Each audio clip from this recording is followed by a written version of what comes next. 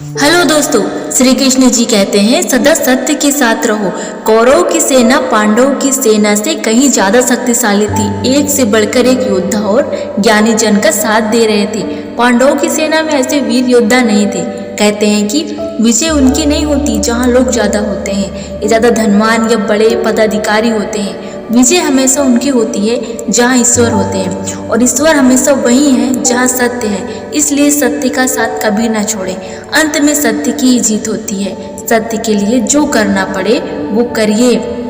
Second number पर श्री कृष्ण जी कहते हैं हथियारों से ज्यादा घातक बोल वचन होते हैं, क्योंकि महाभारत का युद्ध नहीं होता यदि कुछ लोग अपने वचनों का संयम रख लेते। जैसे द्रौपदी यदि दुर्योधन के पुत्र को अंधे का पुत्र अंधा नहीं कहती तो महाभारत नहीं होता। शिशुपाल और शकुनी हमेशा चुभने वाली बातें ही करते थे, लेकिन उनका हश्र क्या हुआ यह सभी जानते हैं। सबक यह है कि कुछ भी बोलने से पहले हमें ये सोच लेना चाहिए कि इसका आपके जीवन और परिवार में, राष्ट्र पर क्या असर होगा।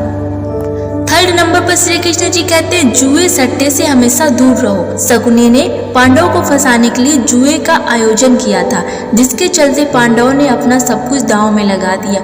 अंत में उन्होंने द्रौपदी को भी दांव में लगा दिया था। यह बात सभी जानते हैं कि फिर क्या हुआ। अतः जुए सट्टे षड्यंत्र से हमेशा दूर रहो। ये चीजें मनुष्य के जीवन को अंधकारमय बना देती है। फोर्थ नंबर पर श्री कृष्ण जी कहते हैं दोस्त और दुश्मन की पहचान करना सीखें। महाभारत में ऐसे कई मित्र थे जिन्होंने अपनी ही सेना के साथ विश्वासघात किया। ऐसे भी कई लोग होते हैं जो एंड वक्त पर पाला बदलकर कौरव या पांडव के साथ चले गए। शल्य और युयुत्सु इसके उदाहरण हैं। इसलिए कहते हैं कि कई बार दोस्त के भेष में दुश्मन हमारे साथ आ जाते हैं और हमसे कई तरह की राज लेते रहते हैं। कुछ ऐसे भी दोस्त होते हैं जो दोनों तरफ होते हैं, जैसे कौरवों का साथ दे रहे भीष्म और द्रोण और विदुर ने अंत तक युद्ध में पांडवों का ही साथ दिया। फिफ्थ नंबर पर श्री कृष्ण जी कहते हैं अधूरा ज्ञान घातक होता है। अधूरा ज्ञान अर्जन नहीं करना चाहिए। कहते हैं कि अधूरा ज्ञान सबसे खतरनाक होता है। इस बात का उदाहरण है कि अभिमन्यु बहुत ही वीर और बहादुर योद्धा था, लेकिन उसकी मृत्यु जिस परिस्थिति में हुई उसके बारे में सभी जानते हैं। मुसीबत के समय यह अधूरा ज्ञान किसी भी काम का नहीं रहता। आप अपने ज्ञान में पारंगत बने। किसी एक विषय में तो दक्षता हासिल होना ही चाहिए। 6 नंबर पर श्री कृष्ण जी कहते हैं संगत और पंगत हो अच्छी। कहते हैं कि जैसी संगत वैसी पंगत, और जैसी पंगत वैसा जीवन। आप लाख अच्छे हैं, लेकिन यदि आपकी संगत बुरी है तो आप बर्बाद हो जाएंगे। लेकिन यदि आप लाख बुरे हैं और आपकी संगत अच्छे लोगों से है और आप उनकी सुनते भी हैं तो निश्चित ही आप आबाद हो जाएंगे।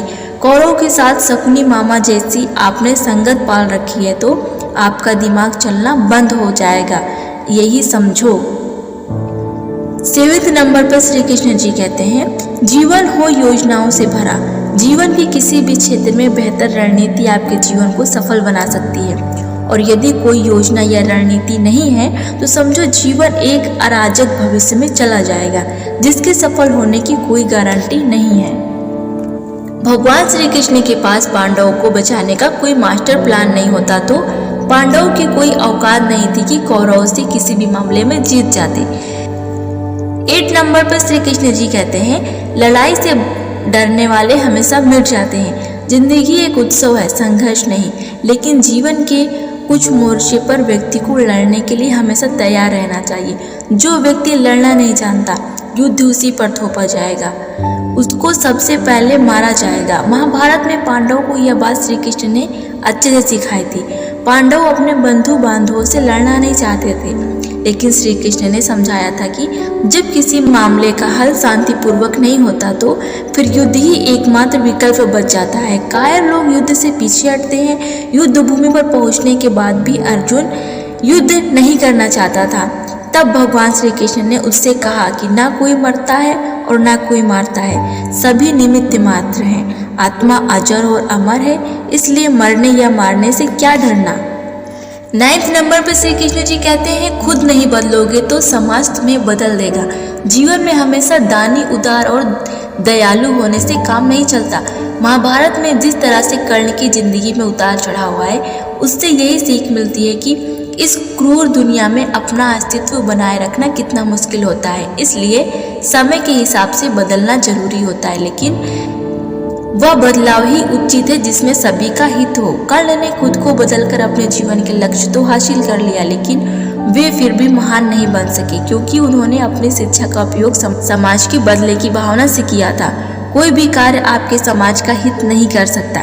शिक्षा का सदुपयोग बहुत जरूरी है। समाज ने एक महान योद्धा कर्ण को तिरस्कृत किया था, जो समाज को बहुत कुछ दे सकता था, लेकिन समाज ने उसकी कद्र नहीं की, क्योंकि उसमें समाज को मिटाने की भावना थी। कर्ण के लिए शिक्षा का उद्देश्य समाज सेवा करना नहीं था, अपितु वो अपने सामर्थ्य को आधार मानकर समाज से अपने अपमान का बदला लेना चाहता था। 10th नंबर पर श्री कृष्ण जी कहते हैं, अच्छे दोस्तों की कद्र करो। ईमानदार और बिना शर्त समर्थन देने वाले दोस्त भी आपका जीवन बदल सकते हैं। पांडवों के पास भगवान श्री कृष्ण थे तो कौरवों के पास महान योद्धा कर्ण थे। इन दोनों ने ही दोनों पक्षों को बिना शर्त अपना पूरा साथ और सहयोग दिया था।